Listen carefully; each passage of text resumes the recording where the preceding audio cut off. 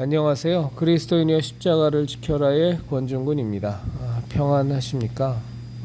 예수님의 참된 평안이 여러분과 여러분의 가족분들에게 또 저와 저희 가족에게 온전히 항상 임하기를 진심으로 바랍니다. 많은 목사들과 교회들이 신년 표들을 정합니다. 각자의 교회의 목회 비전을 놓고 올 한 해에는 이 목표를 갖고 이 비전을 갖고 우리의 목회 방향을 가져가야 되겠다 하고 이렇게 목사와 중직자들이 정하면 이제 교인들이 그 방향에 맞춰서 이렇게 한 해를 보내곤 합니다. 여러 가지 표가 있었지만 참 많이 본 그 내용 중에 하나가 사도행전 시절의 교회, 초기 기독교회의 모습으로 돌아가자라는 그런 말들, 그런 설교들, 그런 표어들 많이들 정합니다. 온누리교회 같은 경우는 액츠 29라는 표어를 갖고 메인 슬로건으로 이렇게 갖고 가기도 했죠. 그래서 사도행전 29장을 써내려가자라는 뜻으로. 그 뜻이 의미하고 있는 바는 뭐 여러 가지가 있습니다. 그 중에 하나는 뭐냐면 뭐 초기 기독교회의 순수했던 정말 하나님께 순수했던 열정을 회복하자라는 것도 있을 것이고, 정말로 강력한 성령님의 역사가 있는 교회로 가자는 것도 있을 겁니다. 아마 이 두 번째 의미가 제일 많을 겁니다. 정말 성령님께서 강력하게 역사해 주셔서 세상이 감당할 수 없는 놀라운 하나님의 이적과 하나님의 표적이 드러나고 예수 그리스도의 살아계심이 또 그분의 구원자 되심이 진리 되심이 믿는 자들에게 따르는 표적으로 함께 증거되면서 하나님의 교회가 하나님께서 초기에 세우신 원래 세우신 그 교회의 모습으로 회복되고 많은 영혼들이 하나님의 자녀로 거듭나는 이제 그것을 바라는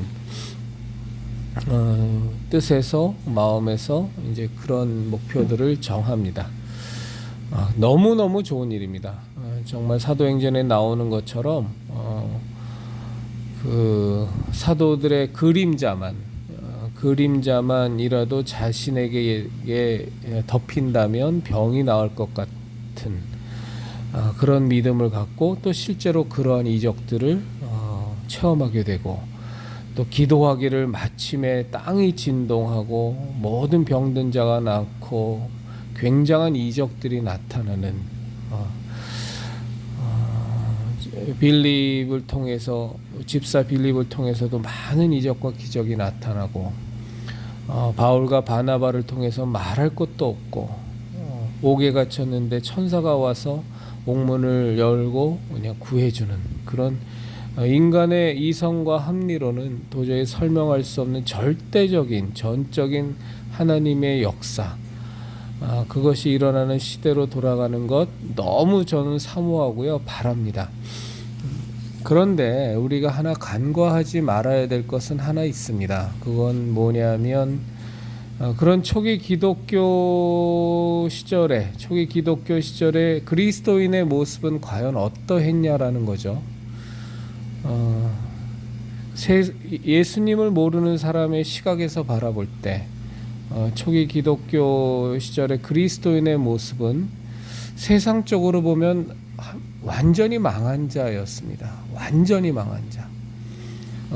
도무지 이해할 수 없는 그들의 행보지만 그럼에도 불구하고 그들의 삶의 모습을 보면 자신의 것을 자신의 소유라 주장하지 않고 자신의 것을 아낌없이 내놓아서 정말 부족함이 없이 가난한 이가 없이 균등하게 분배가 되고 너무 아름다운 모습이긴 하였지만, 과연 그 모습이 너무나 놀랍고 신기하기도 하고 참 무엇이 저들을 저렇게 장악하고 있길래, 저들의 주인이신 하나님은 예수님은 도대체 누구시길래 저들은 저렇게 살면서도 기뻐하며 찬송할까라는 굉장한 그 물음표를 세상을 향해 던지지만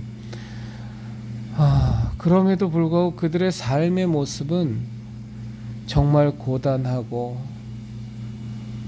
너무너무 수고하고 사도 바울의 고백처럼 40에 하나 감암매를 여러 차례 맞고 잠자지 못하고 피곤하고 굶고 옥에 갇히고 스데반 집사처럼 돌에 맞아 죽고 12사도가 다 죽임을 당하고 요한 하나는 반모섬에 또 유배되어서 오랜 동안 참 많은 인간적인 고통 가운데 외로움 가운데 힘든 가운데 있다가 풀려나서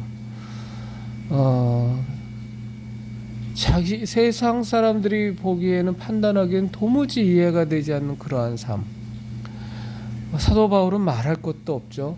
로마인으로 태어나서 정말로 배운 자요, 많은 것을 가진 자요, 세상적으로 너무나도 평안하고 소위 말하는 출세와 성공이 보장되어 있는 사람임에도 불구하고 누구보다도 가난에 처하고 피곤에 처하고 어려움에 처하기를 마다하지 않고 주저하지 않고 가는 삶. 그런 삶은 세상에 엄청난 그 물음표를 던지기도 하고 어마어마한 도전을 주기도 하지만 이제 분명한 것 하나는 세상적인 시각으로 볼 때에는 예수님을 알지 못하는 사람의 시각으로 볼 때에는 정말로 흠모할 만한 게 하나도 없는 거죠. 그런 삶을 누가 원하겠어요? 그쵸? 근데 우리가 초기 기독교로 돌아가자, 정말 사도행전 29장을 써내려가자 라고 하면서 우리들의 바램, 우리들의 마음 속에는 그때의 강력한 성령의 역사하심, 성령의 임재하심, 정말 놀라운 이적과 표적과 신유의 역사들과 도무지 세상이 감당하지 못하는 굉장한 일들이 벌어지지만 그것만을 바라는 모습이 저희들에게는 너무 많아요.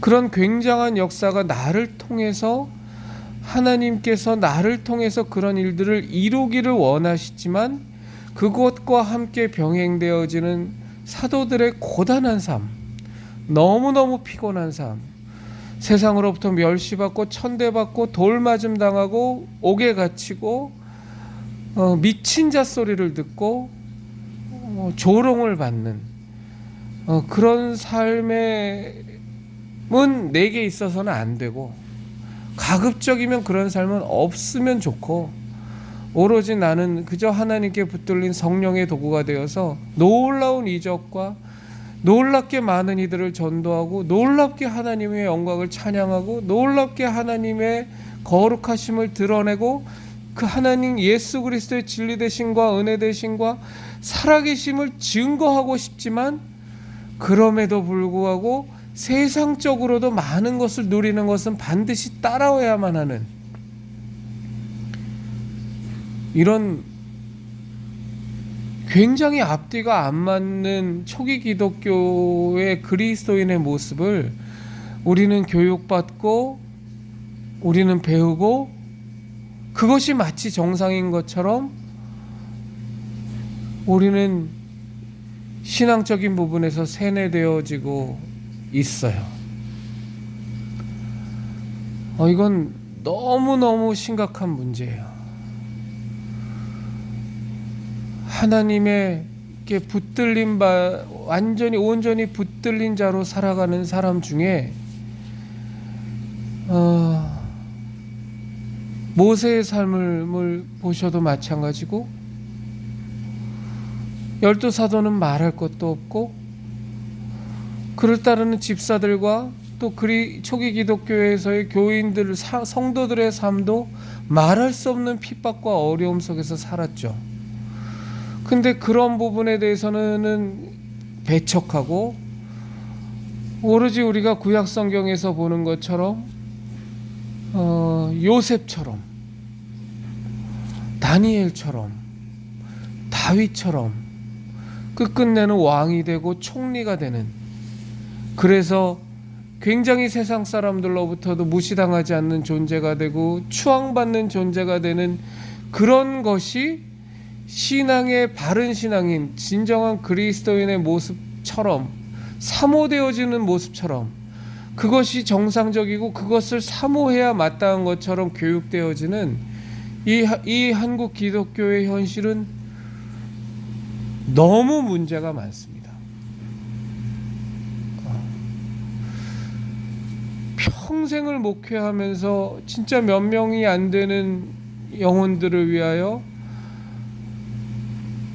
수십 년을 목회하고 은퇴할 때까지 진짜 너무나도 초라한 예배당, 숫자적으로 얼마 되지 않는 그런 그리스도인을 양육한 한 목회자는 실패한 목회자처럼 치부되고 수만 명, 수십만 명, 수천 명, 수만 명, 수십만 명의 성도들을 양육하고 어마어마하게 화려한 교회당을 짓고 어마어마하게 다양한 많은 사역들을 한 목사들은 굉장히 성공한 목사처럼 치부되어지는, 그래서 무슨 뭐 연합 집회라든가 뭘 하래 무슨 어떤 커다란 어떤 그 소위 말해서 무슨 대성회라는 것을 할 때에 사회를 보는 이나 설교를 하는 이나 그 모임을 주관하는 이들은 최소한 그래도 한 자리씩은 꿰차고 있는 목사들이거나 아니면 최소한 수백 명, 수천 명의 교인들을 보유하고 있는, 제가 보유한다라는 표현을 쓰겠습니다. 보유하고 있는 목사들이 정도는 돼, 보유하고 있는 목사 정도는 돼야 그런 것들에 애헴거리고 참여할 수 있는 이 전반적인 한국 교회의 분위기는 정말로 타락한 것이라고 저는 감히 단언할 수 있습니다. 바라기는요, 강단에서 목사들이 외치는 설교는 분명한 하나의 그 설교로 말미암아 분명한 하나의 결과가 있어야 됩니다. 이것만큼은 정말 분명히 있어야 됩니다. 그건 뭐냐면 목사들의 설교를 들으면서 교인들이 예수 그리스도의 제자로 변하거나 아니면 변하지 않고서는 그 교회에 있을 수가 없어서 교회를 떠나거나, 둘 중에 하나는 분명히 있어야 됩니다.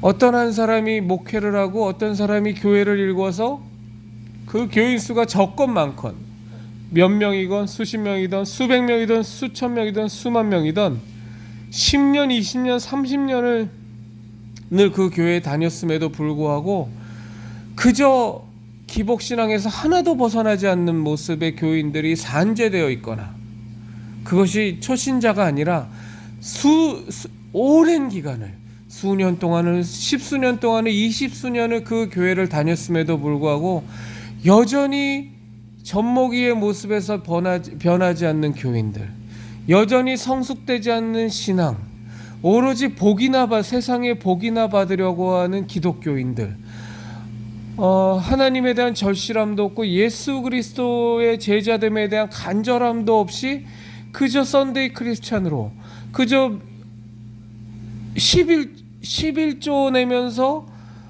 창고가 미어 터지도록 재물의 복이나 받으려고 하는 그런 교인들로만 꽉 차 있다면 저는 감히 단언하지만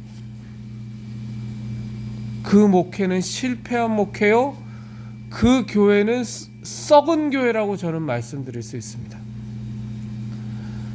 목회자의 설교가 초신자의 경우를 제외하고 어떤 목회자의 설교를 수개월 동안, 수년 동안, 십수년 동안, 20수년 동안 들었음에도 불구하고 그 영혼이 하나도 예수님의 제자됨의 모습을 갖고 있지 못하다면, 정말 오직 진리 가운데 거하여 먼저 그 나라와 그 일을 구하고 오직 하나님만을 의지하며 오직 하나님의 뜻대로 그 인도하시는 삶이 어떤 삶의 모습이든 간에 아멘, 주님 제가 그렇게 살겠습니다라는 그 각오와 삶의 적용이 없이 그저 살아갈 수 있는 교인들로 가득 찬 교회라면, 그렇게 살 수 있는 교회라면 저는 감히 단언컨대 그 교회는 실패한 교회요, 망한 교회라고 저는 단언할 수 있습니다. 진정한 목회자의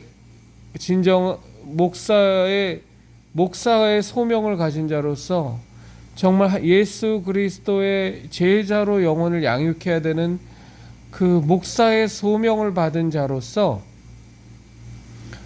진지하게 한번 생각해 보셔야 돼요. 정말 내가 심우하는, 나에게 맡기신 이 교회를 다니는 교인들이 변하든지 안 변한다면 그 교회를 떠나야 되는 겁니다.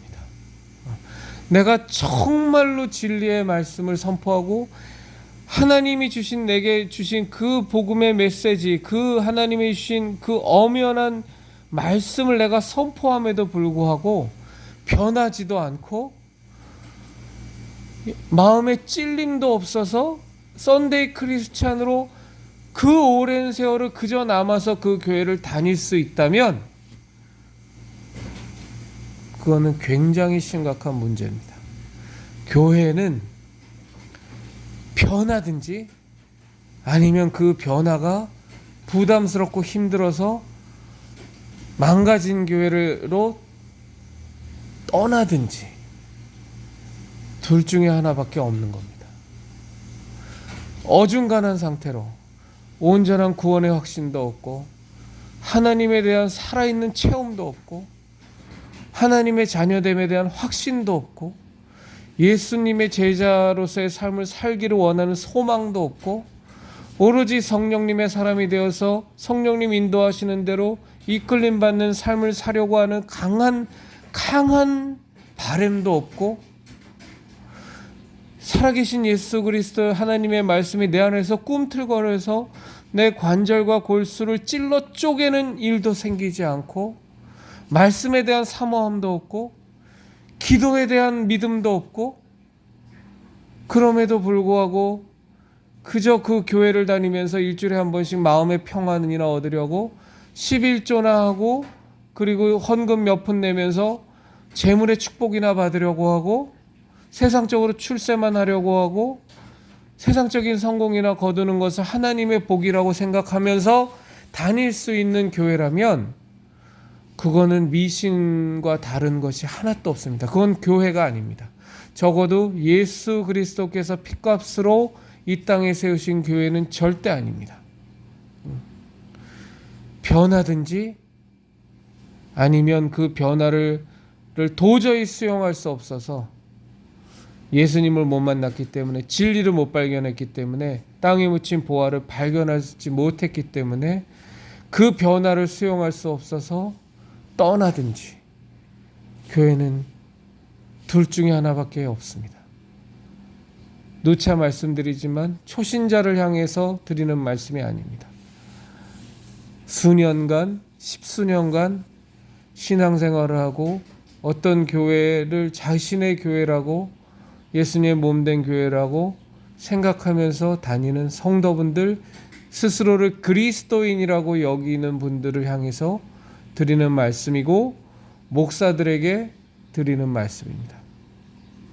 그리스도인 여러분, 우리 예수님의 진리의 십자가, 생명의 십자가, 구원의 십자가, 은혜의 십자가를 반드시 지켜내십시다.